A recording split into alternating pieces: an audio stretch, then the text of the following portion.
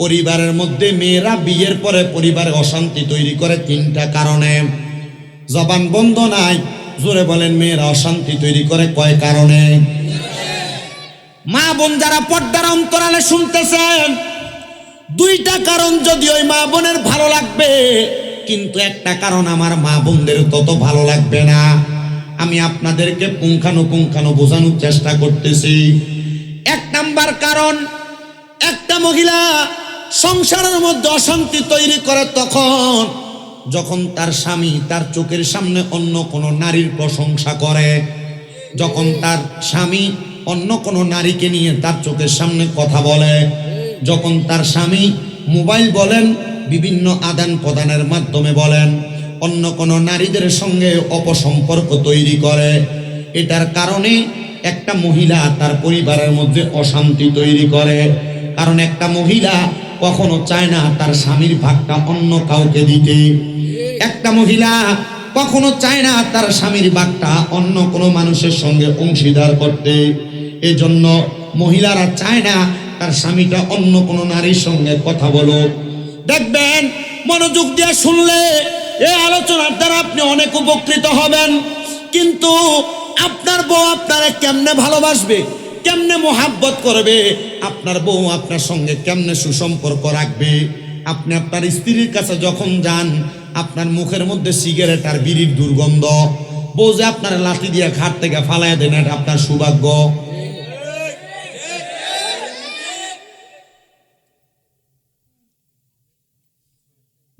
একটু মনোযোগ দেন। একটা স্ত্রী চায় তার স্বামীটা ভালো থাকুক, সুন্দর ব্যবহার করুক, সুন্দরভাবে চলুক, কিন্তু যখন তার স্বামী এমন ভাবে বেপথে চলে যায়, তখন ওই নারীটা সংসারের মধ্যে বিভিন্ন ঝামেলা তৈরি করে, স্বামীর সঙ্গে বিভিন্ন কাবজাব তৈরি করে। স্বামী তখন রাগান্বিত হইয়া ওই মেয়ের উপর আক্রমণ চালায়, আঘাত করে। দুই নাম্বার কারণ হইল, একটা পরিবারের মধ্যে ওই মেয়ের শ্বশুর শাশুড়ির অত্যাচার। শ্বশুর শাশুড়িরা নিজের মেয়েকে যেইভাবে দেখে তার ছেলের বউটাকে সেইভাবে দেখে না। নিজের মাইয়ারে যেমন ইজ্জত করে, সম্মান করে, ভালোবাসা দেয়, শ্বশুর শাশুড়িরা ছেলের বউটারে তত ইজ্জত, সম্মান, ভালোবাসা দেয় না। বেড়ি চায় ওনার মাইয়া জামাইয়ের বাড়িতে গেলে সকালবেলা একটু আরাম করে ঘুমাক, কাজকর্ম কম করুক, কিন্তু চায় নিজের ছেলের বউটা ঘরের মধ্যে বেশি বেশি কাজ করুক, সবার জামা কাপড় গুলা ধোক। না না না, একটা মেয়ে তখনই সংসারের মধ্যে অশান্তি তৈরি করে যখন একটা মহিলা তার শ্বশুর শাশুড়ির কাছ থেকে এমন টর্চারের শিকার হয়। তিন নাম্বার কারণ হইল, একটা মেয়ের মায়ের কুবুদ্ধির কারণে, এটা মহিলারা মানতে রাজি না যে তার মা যে তার কুবুদ্ধি দেয় সংসারের ভিতরে, আর তার মায়ের দুই একটা কথার কারণে যে সে অশান্তি তৈরি করে। ওই মেয়ের মায়ের কিছু কুবুদ্ধির কারণে স্বামী কি ইনকাম করে, স্বামী কত টাকা কামাই করে আনে, রাত্রবেলা স্বামী থেকে ভালো করে হিসাবটা নিবা, দেখবা তার মাকে, তার বোনকে, তার ভাইকে এখান থেকে কোনো টাকা পয়সা দেয় কিনা। যদি দেখো তাহলে তুমি কিভাবে এটা রাখবা তোমার কাছে, এটা তোমার বিষয়, কারণ তোমারও তো একটা ভবিষ্যৎ আছে। এমন কান পড়া দিয়া ওই মেয়ের মাথা নষ্ট করে দেয়। এমন অবস্থা আছে না নাই? আছে না? এমন অবস্থা আছে। এবারে এই মাতালারে আছে বলে এমন অবস্থা আছে। মনোযোগ দিবেন, ধৈর্যের সাথে বয়ান শুনবেন। কেন মহিলারা এমন উগ্র হয়ে যায়, অস্থিতিশীল হয়ে যায়? কেন মহিলারা ঝগড়া ফাসাদ করে, স্বামীর সঙ্গে খারাপ ব্যবহার করে? যদি না করত ওই ছেলেটা এমন ভাবে বিচার দিত না। এবার আসেন, আল্লাহর নবী বলে একটা পরিবারের মধ্যে একটা মহিলার কারণে 4 প্রকারের পুরুষ মানুষ দুজকের মধ্যে চলে যাবে। এর মধ্যে 1 নাম্বার কারণ হইল মহিলারা বেপরদা চলাফেরা করা।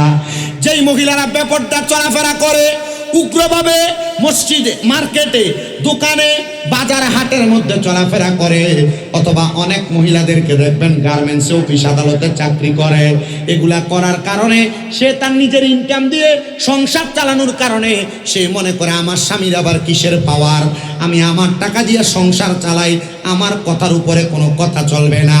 আর আল্লাহর নবীর প্রখ্যাত হাদিস বিশারদ হযরতে আনাস ইবনে মালিক রাদিয়াল্লাহু তাআলা আনহু বলে, যেই ঘরের মধ্যেই কোন মহিলার কথায় সংসার চলবে, কোন মহিলা তার স্বামীকে ধমক দিয়ে কথা বলবে, কোন মহিলা তার কথা দ্বারা তার পরিবারকে ঘরকে পরিচালনা করার চেষ্টা করবে, মনে করবা জাহান্নাম বেশি দূরে নয়, ওই মহিলাকে দিয়ে আল্লাহ তাআলা জাহান্নামের লাকড়ি বানাইব। বলে হুজুর কেন? শুনেন বাবারা, আপনি আপনার স্ত্রীটাকে এক নাম্বার আল্লাহ তাআলার কোরআনের আইনের মাধ্যমে চালাইবেন। আল্লাহ কয় ওয়া করনা ফি বুয়ুতিকুন্না ওয়ালা তাবাররাজনা তাবাররুজাল জাহিলিয়াতিল উলা। আল্লাহ কয় হে জগতের মানুষ, তোমরা তোমাদের মহিলাদেরকে জাহিলিয়া যুগের মহিলাদের মতো বের হতে দিবা না। যদি তোমার মহিলা জাহিলিয়া যুগের মহিলারা যেমন ভাবে চুল ছাইরা দিয়া পেট দেখাইয়া কাপড়গুলা ছোট ছোট পইরা রাস্তার মধ্যে বের হইতো, তখন তোমার স্ত্রীটা তোমার কন্ট্রোলের বাহিরে চলে যাবে, আনকন্ট্রোলফুল হয়ে যাবে। এইটা করার কারণে আল্লাহ তাআলা তোমার ঘরের মধ্যে অশান্তি তৈরি করে দিবেন। হুজুর জানতে চাই কিভাবে? আল্লাহর নবী বলতেছেন দুনিয়ার জমিনের মধ্যে এমন অশান্তি তৈরি হয় কয়েকটা কারণে, শুইনা নাও গো উম্মত। একটা কারণ হইল এই অশান্তি যখন তৈরি হয়, অশান্তিটা করার জন্য মেয়েটা স্বামীটার সঙ্গে প্রথম ভালো চলে, কিন্তু ওই মেয়েটার স্বামী যখন মেয়েটার সরলতার সুযোগ নিয়ে অপভাবে তার সময়টা অন্য জায়গার মধ্যে ব্যয় করে, তখন মেয়েটা আর পরিবারের মধ্যে ভালোভাবে সময় দেয় না। এবার শোনেন, নবীজি সাল্লাল্লাহু আলাইহি ওয়াসাল্লাম বলতেছে একটা নারীর কারণে 4 প্রকারের পুরুষ মানুষ দোজখে যাবে। একটু মনোযোগ দিলে বুঝবেন। এক প্রকার, একটা নারীর কারণে তার বাবা দোজখের মধ্যে যাবে।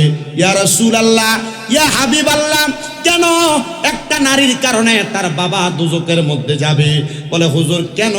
আল্লাহর নবী ঘোষণা করতেছে কোন বাবা তার মাইয়াটারে জন্ম দিল, কিন্তু মাইয়াটা বাবার কথা শোনে না, মাইয়াটাকে পর্দা করায় নাই, মাইয়াটাকে শৃঙ্খলাবদ্ধ বানায় নাই, মাইয়াটাকে সুন্দরভাবে মানুষ করে নাই, ওই মাইয়া বেপর্দাভাবে চলাফেরা করার কারণে তখন ওই মাইয়াটার জন্য তার বাবা দোজখে যাবে। ইয়া রাসূলুল্লাহ কেন? আল্লাহর নবী বলে একটা মেয়ে মানুষকে যদি 40 জন বেড়া মানুষ দেখে, কয়জন? 40 জন বেড়া মানুষ দেখে, তাহলে ওই মাইয়াটা দাইয়ুস হয়ে যায়। জান্নাতের গেটের মধ্যে লেখা থাকবে আদ-দাইয়ুসু লা ইয়াদখুলুল জান্নাহ, দাইয়ুস কোনোদিন জান্নাতে প্রবেশ করবে না। তখন ওই মেয়েটা যখন দোজখে যাবে, মেয়েটা বলবে আমার আব্বা আমারে পর্দা করায় নাই, এই জন্য আমি মাইয়া আমার আব্বারে নিয়ে দোজখে যাব। 2 নাম্বার, একটা মেয়ের কারণে তার ভাই দোজখে যাবে।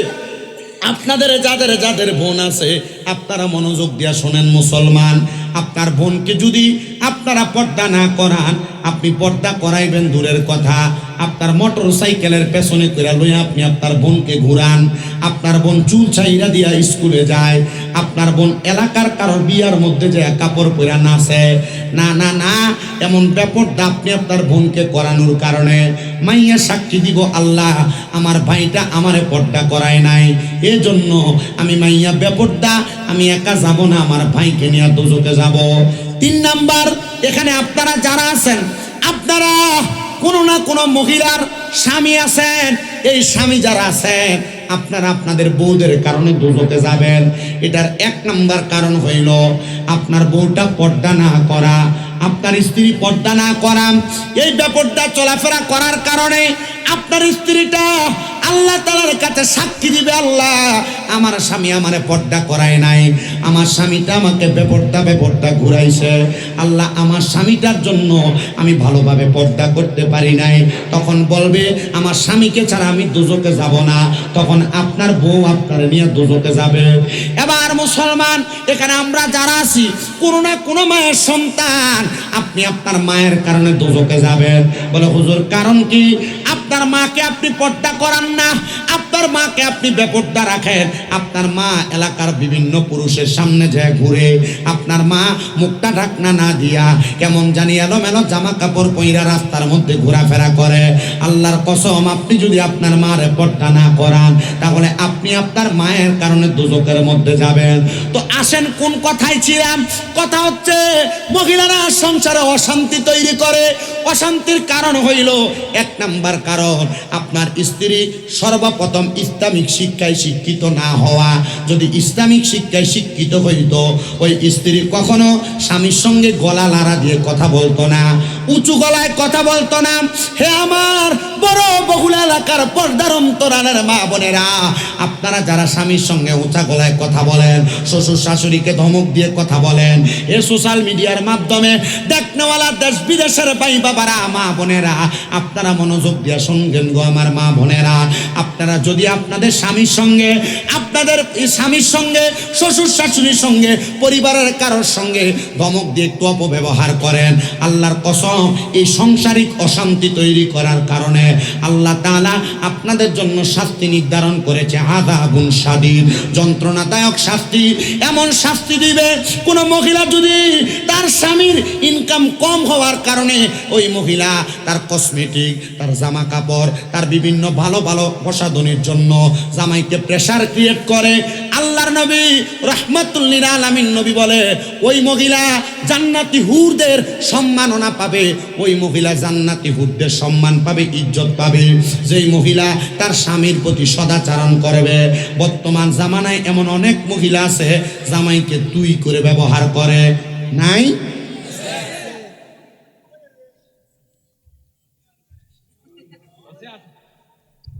আসেনি? বহুলা নাই?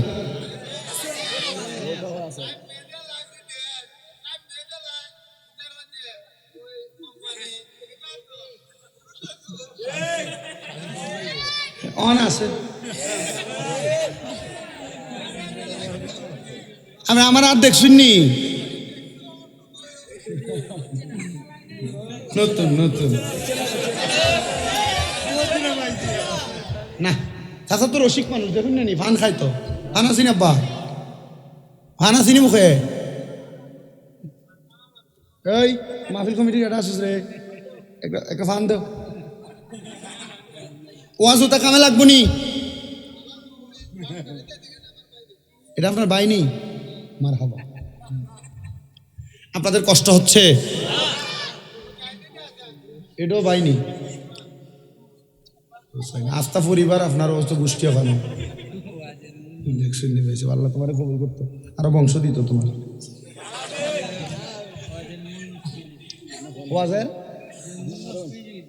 না নষ্ট হইতো না, আপনার কি কষ্ট হইব?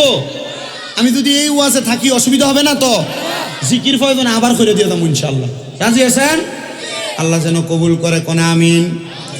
তো যেই কথার মধ্যে ছিলাম, কোন মহিলা যদি তার স্বামীর সঙ্গে উঁচা গলায় কথা বলে, কি গলায়?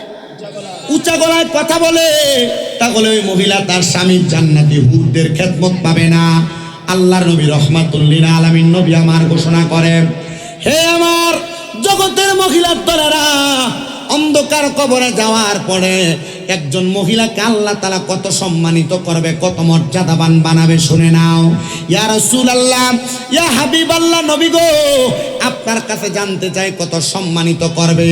নবী আমার বলে, একজন মহিলাকে 40 জন করে হুর আলাদা করে দিয়ে ওই 40 জন হুর মহিলাদের সরদারি নিয়ে আল্লাহ তাআলা একজন মহিলাদেরকে বানাইব। কিন্তু যেই মহিলা স্বামীর কথার উপর দিয়ে কথা বলে, যেই মহিলা পরিবারের উপর সর্দার দিন চালায়, যে মহিলা তার কথার দ্বারা মানুষকে আঘাত করে কথা বলে, ওই মহিলাদের ব্যাপারে আল্লাহ তাআলার কোরআনুল কারীম এবং রাসূলের হাদিস বলতেছে, ওই মহিলারা আল্লাহর পক্ষ থেকে তারা লানত প্রাপ্ত, আল্লাহর পক্ষ থেকে তারা লানত প্রাপ্ত। এবার আসেন, আমাদের সমাজে অনেক মহিলা দেখা যায় যারা তাদের স্বামীদেরকে অভিশাপ দেয়, আল্লাহর গজব পড়ুক তোর উপরে। কথায় কথায় যদি একটু উলট পালট হয়ে যায়, সন্তানদেরকে অভিশাপ দেয়, এমন আছে না অনেক। আব্বা কথা বইল না, মোবাইল চালাও, সমস্যা নেই। কেমন নবী আমার বলে, আমি নবী যখন মেরাজের মধ্যে গেলাম, নবীর মেরাজ হয়েছে না, মেরাজের মধ্যে যাওয়ার পর আল্লাহ তাআলা আমি নবীকে 2টা নিদর্শন দেখাইছেন, একটা হলো জান্নাত আর একটা হলো জাহান্নাম। জান্নাত দেখলাম বড় সুন্দর, কিন্তু আমি নবীজি মেরাজের মধ্যে যাওয়ার পর জাহান্নাম যখন আমি নবী দেখলাম, আমি দেখলাম জাহান্নামের মধ্যে 3 শ্রেণীর মহিলাদেরকে শাস্তি দেওয়া হইতেছে। ইয়া রাসূলুল্লাহ, ও মায়ান নবী কারা? নবী আমার বলে, 1 নাম্বার আমি নবী দেখলাম এক প্রকারের মহিলাদের চুলের মধ্যে ধইরা আগুনের মধ্যে উপর থেকে তাদেরকে সেক দেওয়া হইতেছে। ইয়া রাসূলুল্লাহ, কোন জাতের মহিলা যাদেরকে চুলের মধ্যে দইরা আগুনের মধ্যে সেক দেওয়া হইতেছে? নবী আমার বলতেছে ওই মহিলা, যে মহিলার মাথার চুলের খোপা বান্ধার সময় ওটের কুজের মতো তার চুলটাকে ওঁচা করে বাঁধত। আপনি তাকায় দেখেন, আপনার ছেলের বউ, আপনার মেয়ে, আপনার স্ত্রী, আপনার বোন এমন করে উঁচা করে চুল বাঁধে। তার মাথা যদিও কপাল সমান, কিন্তু তার চুলটাকে এমন উঁচা করে বাঁধে, এটা ওটের সুডি যেটাকে বলে আমাদের কুমিল্লার ভাষায়, ওটের কুজের মতো উঁচা করে বাঁধে। নবী বলে ওই মেয়েদেরকে জাহান্নামের আগুনের মধ্যে সেক দেওয়া হচ্ছে। ইয়া রাসূলুল্লাহ, আর কোন মেয়েদেরকে দেখছেন? নবী আমার বলে 2 নাম্বার, এমন অনেক মহিলাদেরকে দেখেছি যাদের স্তনের মধ্যে গরম আগুনের রড লাগাইয়া দিয়া এদের শরীরটাকে আগুনের মধ্যে সেক দেওয়া হচ্ছে। নবীজি ওই মহিলা কারা? নবী আমার বলতেছে ওই মহিলা হলো তারা যারা পোশাক পইরাও উলঙ্গ ছিল।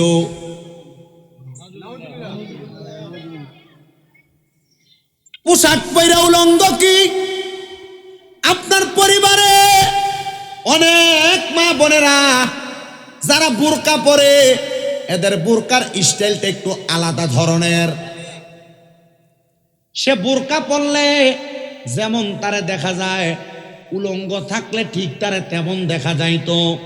কারণ বোরকাটা এমন টাইট ফিটিং সে পরে, পরার কারণে তার শরীরের মাপ এবং পরিমাপ বৃদ্ধি আকৃতি নির্ধারণ করা যায়।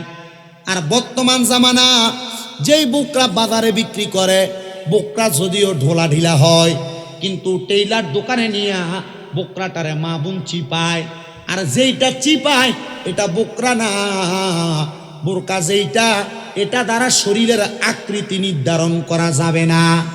নবী আমার বলে 3 নাম্বার, ওই মহিলাদেরকে আমি দেখলাম যে মহিলারা দোজকের আগুনে জ্বলতেছে।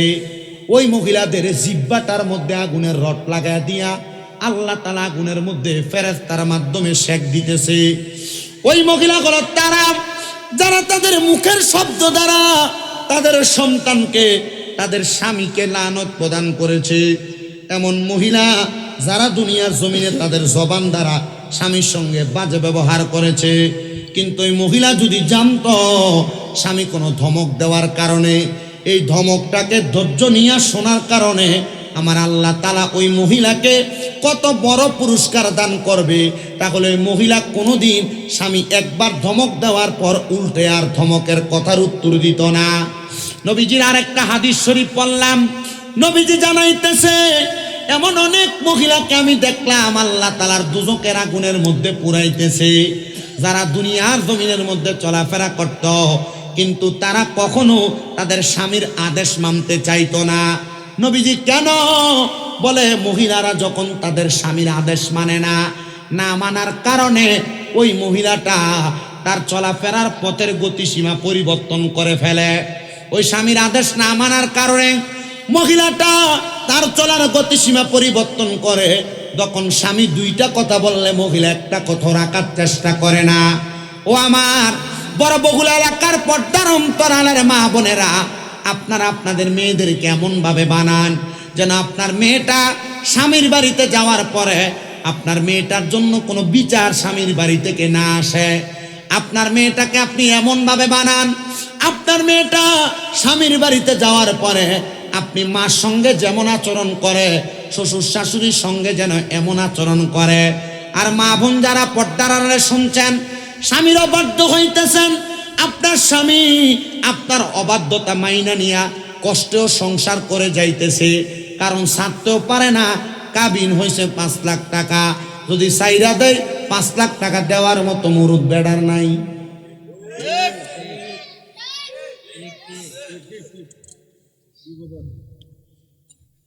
বড় বিপদে, বড় টেনশনে পড়ে পুরুষরা সংসার করে। আপনার স্বামী ইনকাম করে মাসে 15,000 টাকা, আপনি আপনার স্বামীর কাছে 1 মাসের মাথায় একটা 3 পিস চান, এটার দামি 1000 টাকা। তো 15,000 থেকে 1000 টাকা যদি আপনার 3 পিসের পেছনে যায়, একবার চিন্তা করলেন না আপনার স্বামী তার সন্তানের পড়ালেখার খরচ চালায় কোথা থেকে? বর্তমান বাজারে 1 বস্তা চাউলের দাম 3200 টাকা, সর্বনিম্ন যদি কিনতে যান 360 টাকা। আমি আমার মাদ্রাসায় একবারে কম দামি চাউল দই খাওয়াই, এটার দামও 360 টাকা লাগে। কিন্তু ওই স্বামী 360 টাকার চাউলটা কেনার পরে, মশলাপাতি খরচ কেনার পরে, তরকারি কেনার পরে, আপনি মহিলার জন্য রাত্রবেলা আসার সময় যে সামান্য একটা কিছু হাতে করে আনে, আর এত কষ্ট কইরা মাঠের মধ্যে কাজ কইরা, রিক্সা চালায়া, অটো চালায়া, দিনের পর দিন অফিস আদালতের মধ্যে চাকরি কইরা জামাই যে বাড়িতে আইসা আপনার সঙ্গে সুন্দর ব্যবহার করে, এটা আপনার জন্য বড় সৌভাগ্য, এটা আপনার জন্য বড় সৌভাগ্য। মা বোনদের কাছে বলবো, স্বামী বাজার থেকে, বাহির থেকে কাজকর্ম করে আসার পরে আপনি কখনো আপনার স্বামীর সঙ্গে খারাপ ব্যবহার করবেন না, উগ্র ব্যবহার করবেন না, বদ আচরণ করবেন না। যদি পারেন একটা গ্লাস পানি আগে দিবেন, যদি পারেন সুন্দর একটা কথা বলবেন, যদি পারেন স্বামীর সামনে স্বামী যদি রাগান্বিত হয়ে যায় চুপ থাকার চেষ্টা করবেন। দেখবেন আপনি একদিন, 2 দিন, 3 দিন আপনার স্বামীর বদ ব্যবহার শোনার পর যখন আপনি তার খেদমত করবেন, আপনার স্বামী চিন্তা করবে, কিরে আমার স্বামীকে আমি এত অত্যাচার করি, এত টর্চার করি, কিন্তু আমার স্বামী যে আমার টর্চারগুলো সহ্য করে ধৈর্য ধারণ করেছে, তখন থেকে আর কোনোদিন আপনার স্ত্রী আপনার অবাধ্য হবে না।